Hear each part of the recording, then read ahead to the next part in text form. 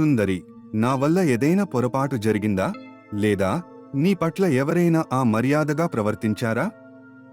హా, మీ మహారాణి నన్ను తిట్టింది, అవమానించింది. ఆమె బిడ్డను నేను చంపుతానంట. ఈ భయంకరమైన నిందలు నేను భరించలేను రాజా అని మాయ మాటలు రాజు బుర్రలో ఎక్కించింది రాక్షస కన్య. మహారాణికి నేను బుద్ధి చెప్తాను, నీవు సంతోషంగా ఉండు. వద్దు రాజా, నేను మీతో ఉండాలంటే మహారాణి, ఆమె బిడ్డ ఈ రాజ్యంలో ఉండకూడదు. చెప్పండి, మీ నిర్ణయం ఏంటో? నువ్వే మహారాణివి, ఈ రాజ్యం నీది. నీకు నచ్చిన విధంగా ఉండు. నా మాటలు లెక్క చేయకుండా ప్రవర్తించిన ఆ గర్వపు మహారాణిని నీవు ఈ రాజ్యం నుండి తరిమికొట్టు అని ఆ రాజు రాక్షస కన్యకు వశమై దయ లేకుండా రాణిని, తన మగ బిడ్డని రాజ్యం నుండి వెళ్ళగొట్టాడు. రాణి ఎంతో బాధపడుతుంది. అడవిలో ఎటూ వెళ్లాలో తెలియక అలసిపోయి ఒక చెట్టు కింద తన చంటి బిడ్డతో కూర్చొని నాగదేవతను తలుచుకుంటుంది. అంతలో నాగదేవత ప్రత్యక్షమై, భక్తురాలా, దిగులు చెందకు, నాకు అంతా తెలుసు, నీ బిడ్డ రక్షణ బాధ్యత నాది అంటూ నాగమ్మ తల్లి మహారాణిని తన లోకంలోకి తీసుకెళ్తుంది. మహారాణి, మా లోకంలో ఎటువంటి ఆపద కలగదు.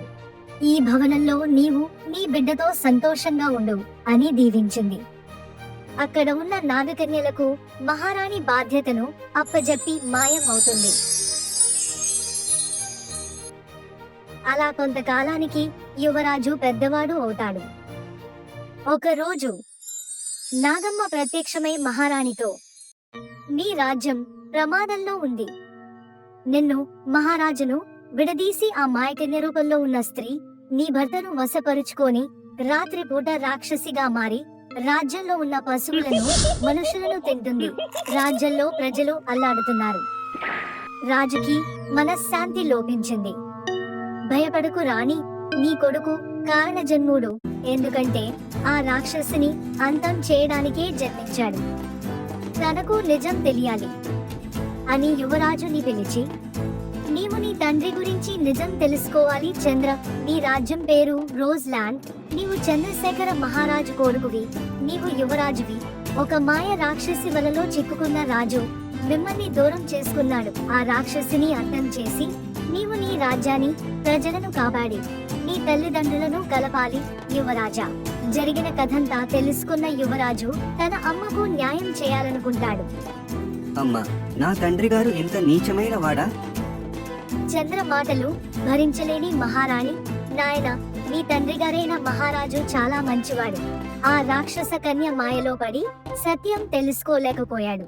నాగదేవత ఇలా అంటుంది, సాహసవంతుడా చంద్ర, నీకు జయము కలుగుగాక అని అక్కడ ఉన్న నాగదేవతలంతా యువరాజుని దీవించి అతనికి ఖడ్గం మరియు మాయ వజ్రం ఇచ్చి, ఈ ఆయుధాలతో రాక్షసి అంతమవుతుంది అని వారిని తమ రాజ్యానికి పంపిస్తారు. అక్కడ మహారాజు తమ మంత్రులతో, ఆ రాక్షసి ఎవరు, ఎక్కడ నుండి వచ్చిందో? జనుల ఆందోళన ఎక్కువైంది. ఈ సమస్యకు పరిష్కారం ఎలా? మహారాజా, ఈ సమస్యకు నేను పరిష్కారం చూపుతాను అని ఆ సభలో రాజు పక్కన ఉన్న రాక్షసకన్యపై నాగదేవత ఇచ్చిన వజ్రంలో యువరాజు రాక్షసి వైపు చూపగానే అందమైన సుందరి కాస్త తన నిజస్వరూపమైన రాక్షసిగా మారుతుంది. రాజు మరియు ఆ సభలోని వారంతా ఒక్కసారిగా ఆశ్చర్యపోతారు. వెంటనే యువరాజు మెరుపు వేగంతో రాక్షసిని తన ఖడ్గంతో చంపుతాడు. భయంకరమైన శబ్దాలతో రాక్షసి మరణిస్తుంది. రాజు ఆనందంతో, నాయనా, ఎవరు నువ్వు? గొప్ప సాహసం చేశావు. మహారాణి ఆనందంతో, రాజుగారు, అతను మన కుమారుడు చంద్ర. నాగమ్మ తల్లి ఆశీర్వాదంతో మన కుమారుడు ఆ తల్లి వద్ద పెరిగి సాహసవంతుడు అయ్యాడు. ఆ మాట విని రాజు ఆనందపడి తన తప్పు తెలుసుకొని, నన్ను క్షమించండి మహారాణి, నా కళ్ళను నేనే పొడుచుకొని మనశ్శాంతి లేకుండా ఇన్నాళ్ళు గడిపాను అని బాధపడతాడు. నాన్నగారు, బాధపడకండి. ఈ సంఘటన ఒక పీడకల అనుకుని మరచిపోదాం. నాయనా, బంగారు తండ్రి, గొప్ప మనసు నీది అని రాజు యువరాజును దగ్గరకు తీసుకుంటాడు. ఆ రాజ్యమంతా సంతోషకరమైన వాతావరణం నెలకొంటుంది. నాగమ్మ తల్లి దీవెనలతో మహారాణి మహారాజు తమ యువరాజుకి చక్కనైన యువరాణితో అంగరంగ వైభవంగా వివాహం చేస్తారు. అందరూ ఆ జంటను దీవిస్తారు. అప్పటి నుంచి రోజ్ ల్యాండ్ రాజ్యం సుఖ సంతోషాలతో ఆనందంగా ఉంటుంది.